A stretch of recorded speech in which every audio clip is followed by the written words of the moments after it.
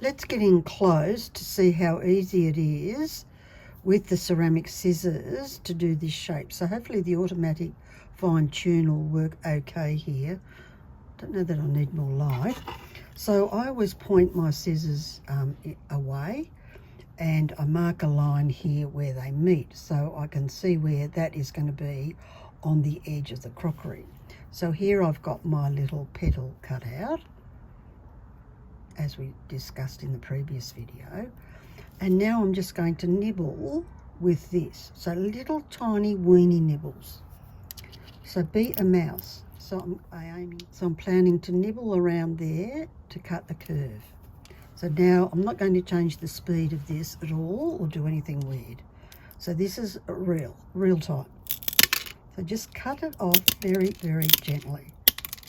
Nibble, nibble.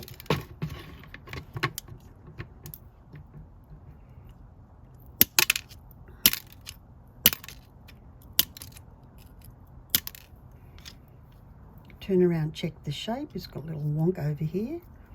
So let's nibble that little wonky off. There we have a lovely petal now. And if I want to, I can do a quick grind around the edge. Not necessary. It just depends on the finish you want of your final design. Nipping is easy.